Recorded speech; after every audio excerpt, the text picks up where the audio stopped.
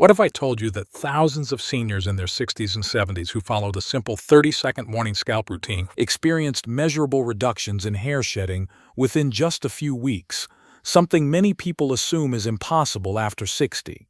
In fact, a Japanese dermatology study revealed exactly this by demonstrating that gentle daily scalp stimulation improved microcirculation and significantly reduced hair shedding in adults over 60.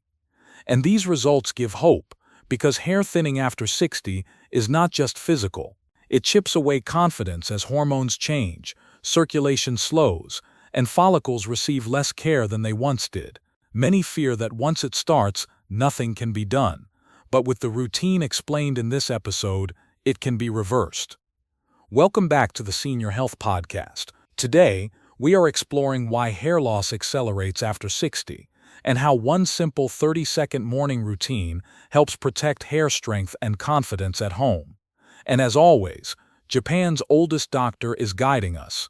Doctor, why is this such a meaningful conversation for seniors right now? It matters deeply, John, because many seniors are told that hair loss is simply part of aging, even when it feels unsettling. But in reality, it is often a signal of reduced circulation and tension in the scalp. So what I want to share is not about forcing the body to change, but about gently reminding it how to find balance again, in a way that feels calm and realistic. I felt that immediately.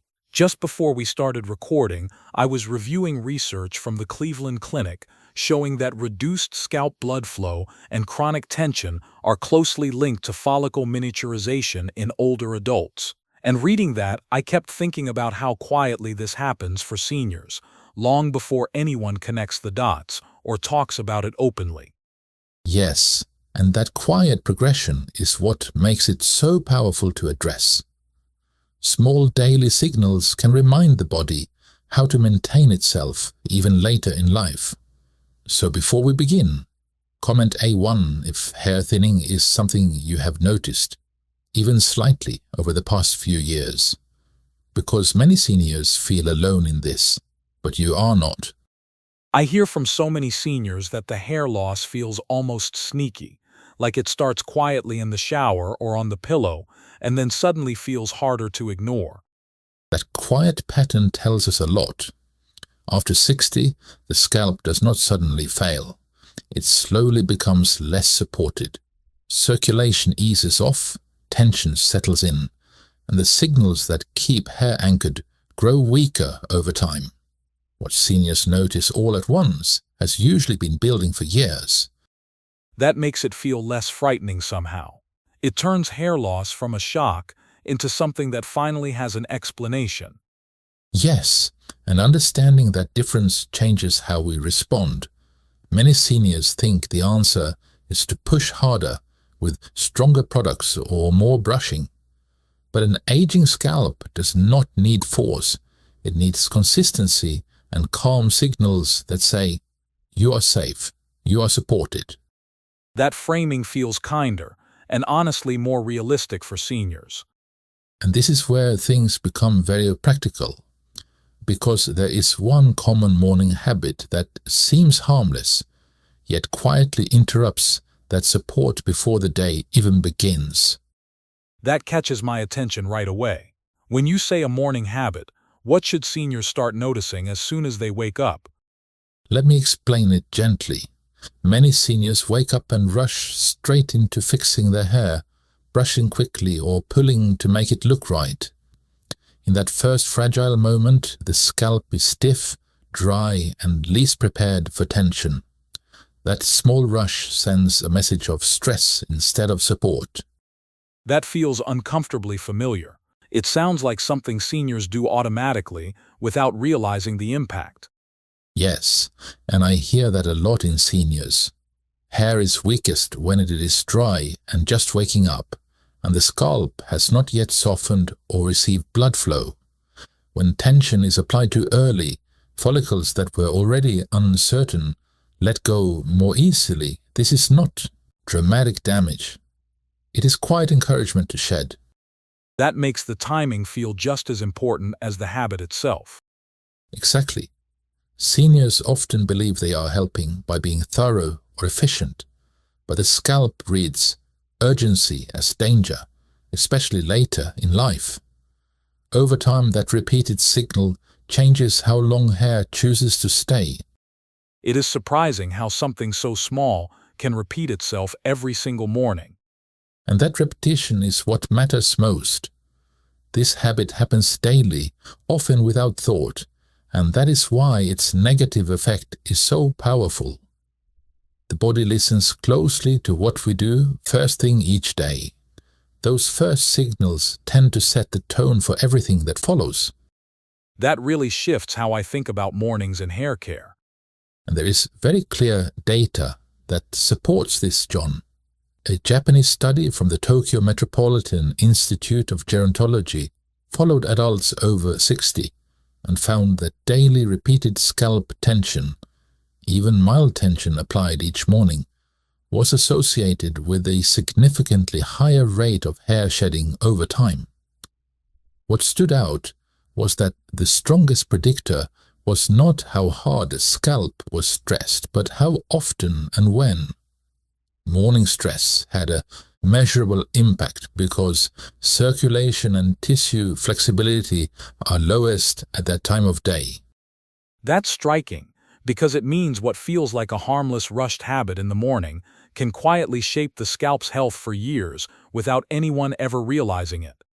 Correct, but it leads us to the hopeful part. Once seniors understand this, they can replace that stress signal with something far gentler.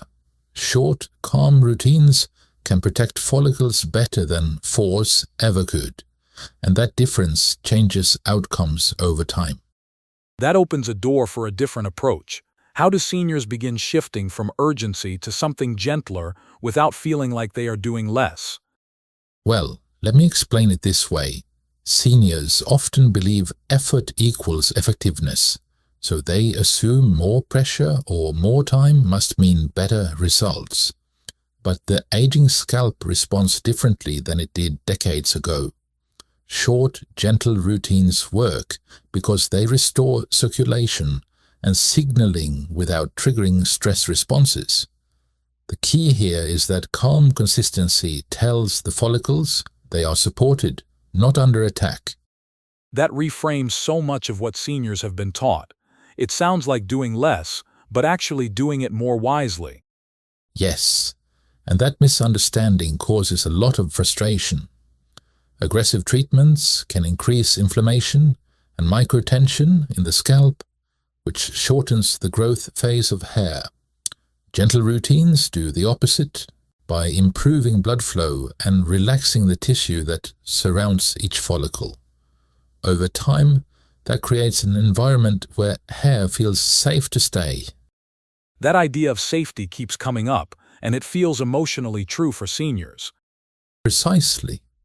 When seniors stop trying to force results and instead offer the body small, reassuring signals, it often responds in ways that feel surprisingly gentle and hopeful, and once that idea truly sinks in, what comes next is no longer overwhelming. The next step becomes simple, clear, and easy to put into practice. That makes me lean in. Everyone stay with us, please. Doctor, tell us, what does that gentle shift actually look like in real time each morning? Well, we start by slowing the moment down. When seniors wake up, before touching a brush or mirror, they simply place their fingertips gently on the scalp and take one calm breath. This tells the nervous system that there is no urgency, and it prepares the scalp to receive care rather than tension. That feels almost symbolic. It sounds less like hair care and more like setting the tone for the day. Yes, and that reminder matters. After that breath, the fingers make small, slow movements, just enough to wake the skin and encourage blood flow. 30 seconds is enough because the goal is not stimulation through force, but through presence and consistency. It is striking how brief that is, especially compared to what seniors are usually told to do.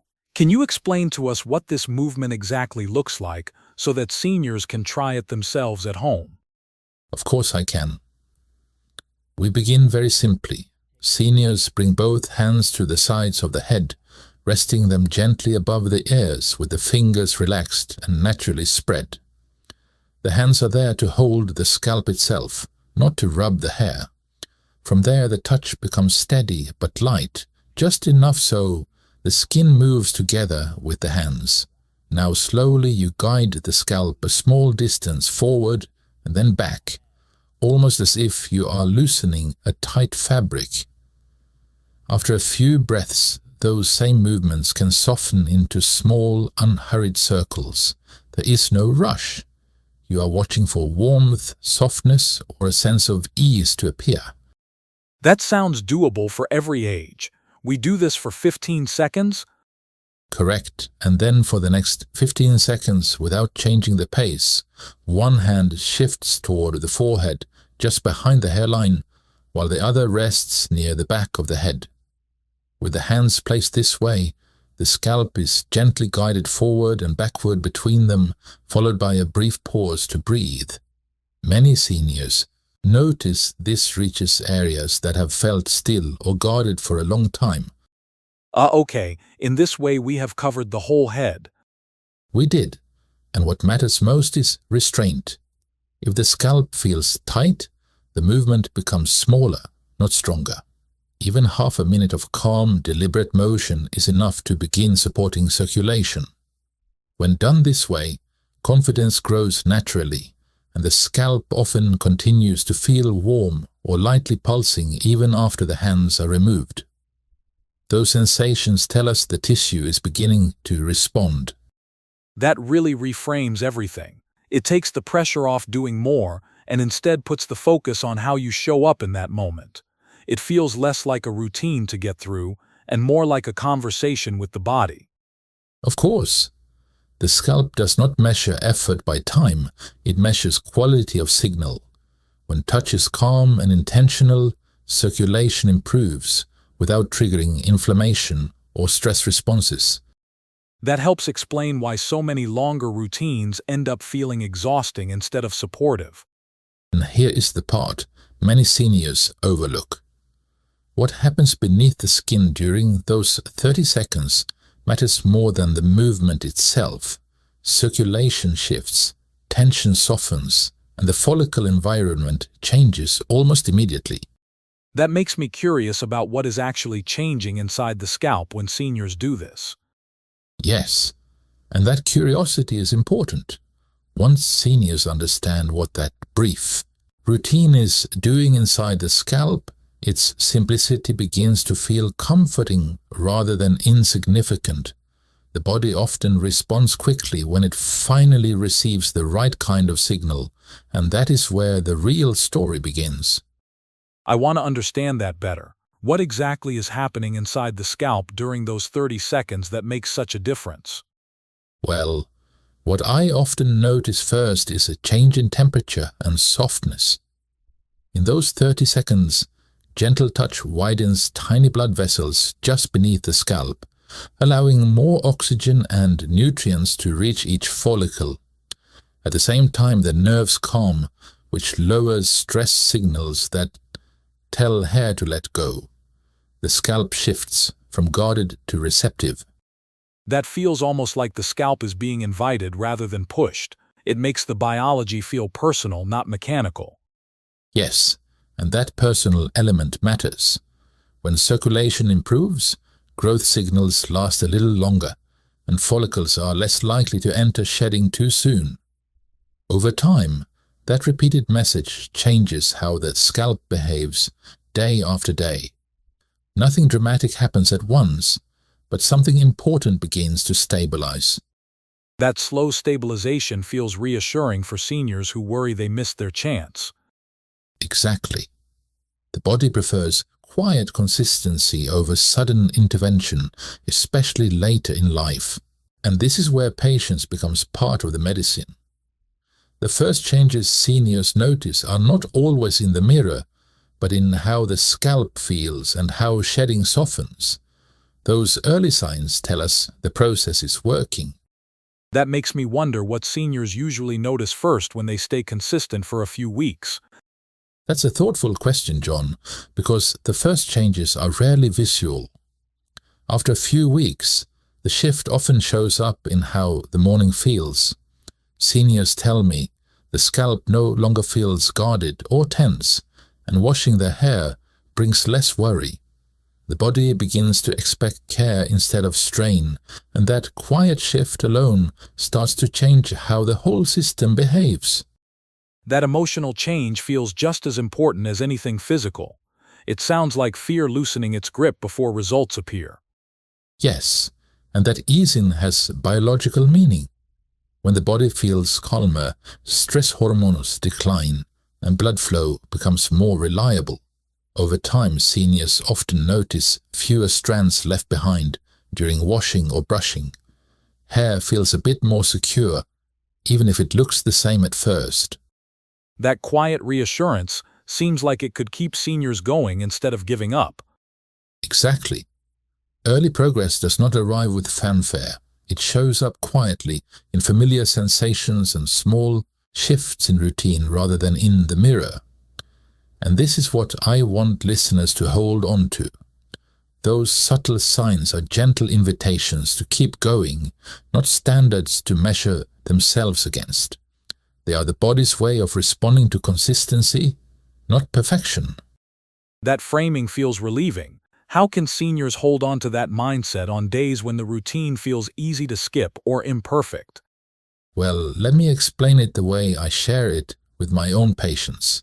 Consistency is not about doing everything every day. It is about returning without punishment when a day is missed. When seniors remove judgment, the routine becomes something the body welcomes instead of resists. That feels kinder than most health advice seniors receive. It turns the routine into a relationship rather than a rule. Yes, and that distinction protects progress. When routines are framed as optional but supportive, seniors are more likely to return naturally. Even a few seconds done imperfectly keeps the signal alive. The key here is that the body responds to repetition, not discipline. That really changes how effort is defined. And here is what I often remind seniors. Missing a day does not undo the work. Stopping altogether does. That is a powerful line for anyone who tends to be hard on themselves. And this leads us forward. Once seniors understand this balance, they can listen more clearly to their bodies. Sometimes the body asks for patience. Other times it asks for guidance beyond routine. That makes me wonder how seniors can tell when they should simply stay the course and when it might be time to seek medical guidance. When changes feel steady but gentle, and there is no pain, redness, or sudden loss, staying the course is often the kindest choice. But if shedding becomes rapid, the scalp feels inflamed, or something feels unfamiliar, that is the body asking for professional guidance, not patience. That feels grounding and reassuring, especially for seniors trying to do the right thing without fear. Now I have a question for everyone listening. If this conversation resonated with you, take a quiet moment tomorrow morning to begin. Please like and share this episode and subscribe to the channel. Oh, and watch this next video right now.